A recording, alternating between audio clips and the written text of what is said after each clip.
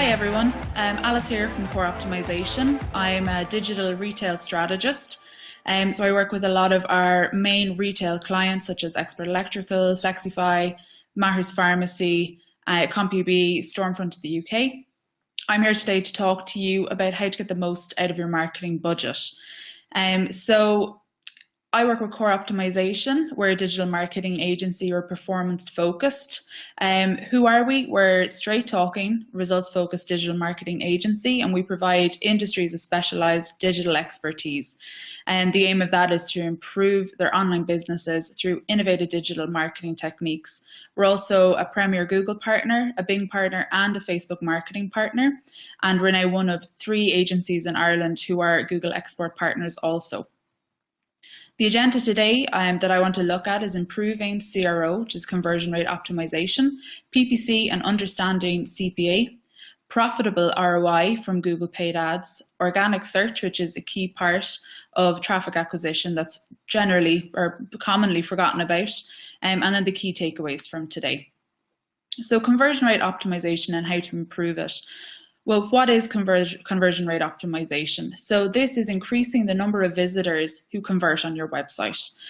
So you may see on your retail website that at the minute that you have a conversion rate of 0.8%, and one of the goals of conversion rate optimization would be to increase that to 0.91%. That could be per device, per category of your company, or similar. So you can set different goals.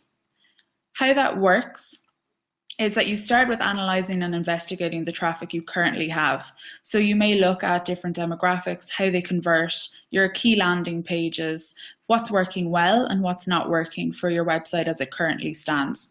From there, we can implement change. Once we implement changes, we can test and monitor those changes and then measure and evaluate the results and decide what worked in terms of a change and what didn't. And from there, the cycle of conversion rate optimization continues. So as we discover what works for our site and what doesn't work, we can continue to implement change, test and monitor, and then measure and evaluate once again. The best way to do this is understanding users' behavior, and the key way, the first way you should start doing this is through Google Analytics or whatever analytics platform you use. So these could be things such as demographics, behaviors that are available through analytics, looking at your top landing pages and exit pages, and what pages are showing very high bounce rates. So as an example, if you are sending PPC traffic to a page and you see that your bounce rate is very high, that may be an indicator that the traffic you're targeting is not qualified, it's not relevant to that traffic. So that may say, we need to have a look at who we're targeting here and try and get a bit more granular or a bit more relevant to our audience. You can then set up conversion funnels to gather insights. So as another example, you could set up a funnel moving through the pages of your checkout and identify key pain points where consumers are dropping off or getting frustrated and failing to convert. Secondly, will be to look at heat maps. So this is a really insightful tool that we can use where we can basically track users on a page of the website.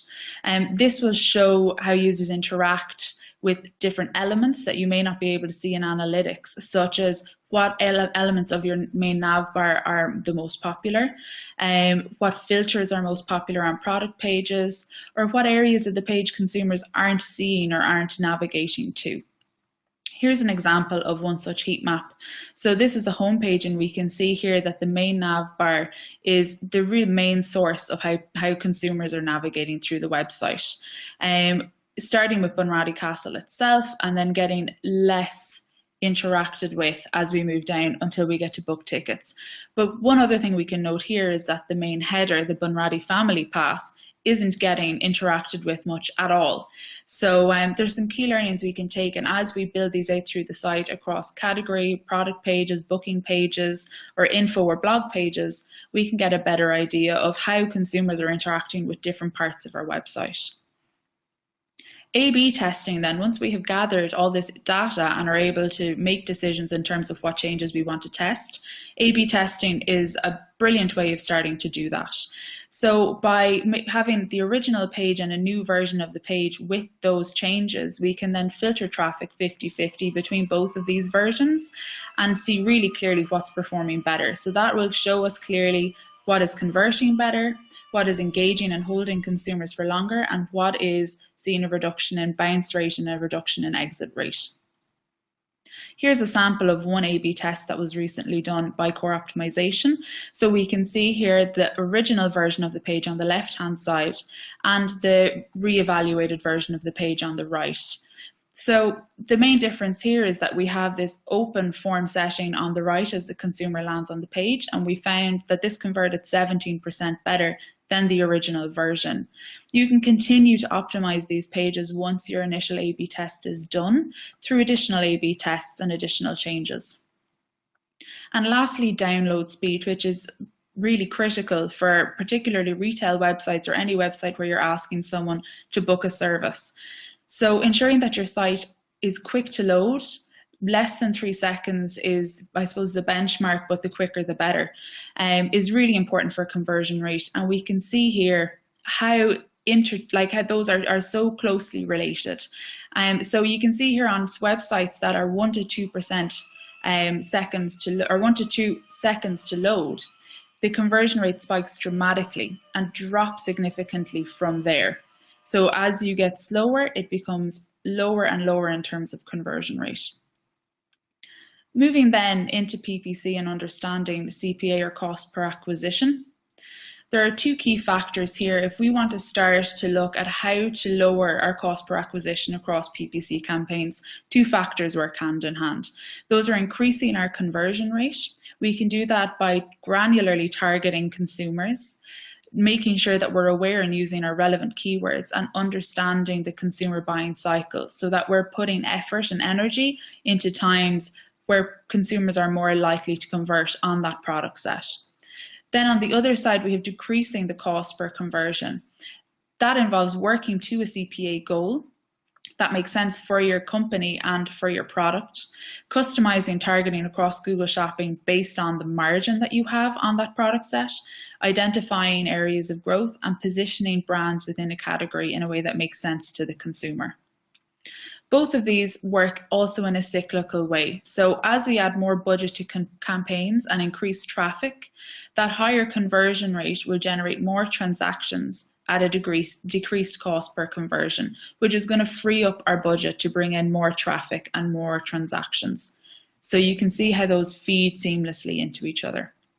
When we're looking at conversion rate optimization and PPC, the main things to be aware of is that you're consistently adding negative keywords in order to maintain the relevancy of your traffic that's coming in through paid search.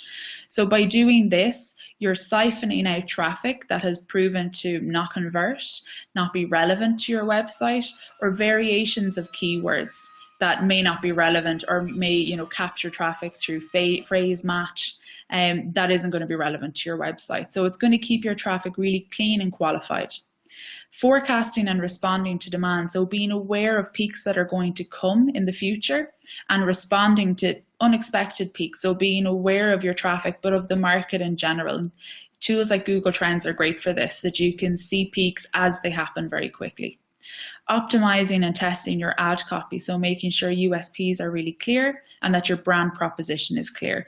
This may be, USPs of a product are very easy to understand when you're working with the product, but in terms of your brand offering, this may be free delivery, free returns, and making sure that all of that messaging is there so you're as relevant and as engaging with the consumer base as possible. Then making sure that you're using audiences that are available to you through paid ads. So Google offers a number of these. In-market audiences are really valuable if you're trying to generate larger amounts of traffic that are likely to be interested in your product base. So you may be able to target consumers who are in the market for skincare or in the market for shoes. And then as you get these consumers through your website, you can build out non-converting audiences of consumers who browsed pages for your product but didn't convert, and then remarket to them at a later stage. Maximizing profitability then is going to focus on maximizing your margin and making sure that you're choosing CPA goals that make sense for your product set and not losing out on that profit by overspending on categories that you shouldn't. And then understanding your landing page quality and testing landing pages to ensure maximum conversion when consumers land on those pages. So when we look at controlling our margin through segmentation, this is an example of a Google Shopping feed and a setup that we regularly use. This is particularly valuable for retailers who have a very varied margin set. So that may be margins coming from 10% up to 50 or 60%. So here we have two different feeds that we're using to feed into our Google Shopping campaign, a high margin campaign and a low margin campaign. The high margin campaign has a margin of 40%. And the low margin campaign of 20%. And on each we spend €1,000. So we can alter our return on advertising spend goal here to maximize on that margin and allow us to achieve more where the margin is greater. So you can see here our ROAS on the 40% of the higher margin feed is 500%. While on the lower margin feed, it's 800%. So we're asking it to bring back in a little bit more revenue. The revenue that comes from that then is €5,000 on the high margin campaign and 8,000 on the low margin. But when we actually factor the margin in and look at the profit, you can see that that higher margin campaign actually brought in more profit for us as opposed to the lower margin campaign, even though the revenue numbers were very different, showed a very different picture. So understanding this when you're setting up these feeds and segmenting your products is really vital to make sure that you're making the absolute most of the budget you spend and maximizing your returns. So in order to ensure that profitability, we're going to leverage margin. We're going to understand PPC competition levels, so knowing the market you're entering and how competitive it is. And that's going to help us make sure that we're targeting category levels correctly and that we're targeting keywords that make sense and that are affordable. Identifying your ROAS goal that makes sense based on your product and the competition level and that is achievable within your margin. And then monitoring your PROAS, which is your profitable return. So to track that at a category or a campaign level and ensure that your return is always profitable. When we look then at implementing automated bidding, we have two main options here. So we can either target CPA, which is a cost per acquisition goal, or target a ROAS goal. This will suit different businesses depending on their product set and the variance in their margins. So Target CPA automatically sets bids based on your cost per acquisition. So for example, if you are, say, a shoe shop, and all of your products are in and around the same ARP, then a cost per acquisition strategy may make sense for you because your margin is going to be fairly similar and you can set a physical monetary cost per acquisition goal that makes sense. Whereas if you are, say, a supermarket or a pharmacy and you have a really varied range of product that go from maybe €1 or €2 in ARP up to over €100, that's not going to make sense for your business. So a ROAS goal may make more sense where it's actually taking a return on investment goal that drives then your bidding strategy behind all of your PPC ads. Smart shopping is a really great way to marry both of these. So what we can do through smart shopping is create feeds that segment based on the margin level and give those CPA or ROAS goals to work to. But alongside that then, this automatically will remarket your products through display, YouTube campaigns, and also through Gmail display. By doing this, we're able to dominate search engine results pages. You're going to be at the very top of the pages, but you're also then going to be on relevant display networks. That's going to give you expanded reach. You're able to run product and display ads simultaneously across multiple channels. And as I said, automated remarketing, which is going to save an awful lot of time at later stages of your campaigns. A really important factor to consider as well, particularly for large-scale retailers, is using a dynamic feed. This is a feed that pulls in stock automatically from your POS system or from your website. And this allows dynamic updating of your product feed. So it's going to update out of stock products automatically and stop wasting money on products that you physically can't sell when a consumer lands on the website. It updates sale prices and margin automatically, and it means that there's no time input required on feed management, which, as anyone who's managed a feed knows, is a very time consuming and sometimes frustrating job. So then moving on to organic search. What is SEO? So SEO is the process of improving your website for visibility through search engines. Primarily, you will focus on Google for this, but it will also be of benefit across Bing, Yahoo, and other search engines. It's important because site visibility in search engine results is directly related to the quality and performance of your site. The better your site is organically, the better your conversion is going to be, and the more traffic you're going to have through your site. And organic traffic is going to feed in as well to your direct traffic and your referral traffic down the line, which is really, really important for maintaining traffic across your website. And what are the key things here to focus on? So it's cleaning your site up, making sure that technical issues are minimized across the board and that your site is functioning as best as it can be. Getting fresh content to the site, so understanding what queries your customers have that are related to your service offering, your products, and then targeting those through content, whether that's blog content, web page content, or product content, in a way that Google can understand and that your consumer finds valuable. And then getting creative, so standing out from the crowd through creating content that's engaging and that's going to really draw people in. What are the benefits then of concentrating on SEO? So we've no CPC. It's not going to cost you anything to get that click. It's investment in terms of time, but it is very low cost marketing versus other channels. You're going to dominate as a source of traffic. If you do well from an SEO perspective on some high volume keywords, that's going to bring in consistent traffic to your website. As opposed to paid search where you may dominate and a new competitor enters the market and suddenly it gets an awful lot more expensive and your traffic drops. Here, it's a lot easier to maintain that traffic once you make the gains early on. It's a critical part of an omni-channel approach as well. So the more you grow in SEO, the lower your overall CPA will be because SEO drives those other channels. So it's really important that you understand in terms of if you have bricks and mortar stores, that local search is covered, that you have store pages for those Dublin store searches or Cork store searches, and that will in addition drive additional traffic to the site. You can target keywords varying from the very top of the funnel right down to very granular product searches. So understanding what those searches are for your industry and understanding what keywords are driving the most traffic and then targeting those across your website is going to help you build qualified and relevant traffic that will convert. And if you can win at upper funnel on your SEO, then you can also start to retarget this audience through paid search for remarketing. So those upper funnel terms tend to be lower converters because consumers are only really starting out in understanding what the product is that they want. And then as they continue to go, the search becomes more and more granular as they understand the other things that are important to them in that purchase. So as an example, you may start out with a consumer who searches for a washing machine. And as they continue on in their search and understand their requirements, that may turn into a 7 kg washing machine. That may then turn into a 7 kg integrated washing machine. So being there for each of those steps is going to help drive additional traffic that will convert better.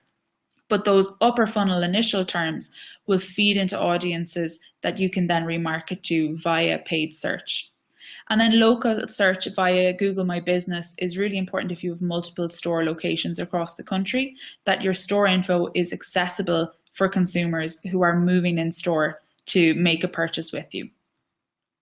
So the key takeaways here is that it's really, really essential that we start to use our data to gain insights that make a positive change. So understanding what our consumers are doing on the website and making changes that make it easier for them to convert, but also understanding what potential consumers are doing across search engines that we can then start to become more relevant to them and bring them to the website. Using Google Optimize, which is a free tool through Google Analytics that will allow us to test a website, run A/B tests, and improve our website from a conversion perspective. Knowing your margin and how we can really leverage that in order to maintain and build profitability through paid search. Working to a CPA goal, which will allow us to expand and grow campaigns while maintaining that profitability. Using smart solutions, which are really great innovation by Google, which allow you to spend more time on these other areas in order to increase, rather than spending all of your time adjusting bids and checking keywords. And not forget about organic. So invest the time now while the market is quite uncertain and a lot of PPC campaigns have been switched off. Use that time now to invest into your SEO services and start to really grow that with the future in mind, to future-proof your business for anything that might come down the road. Thank you very much.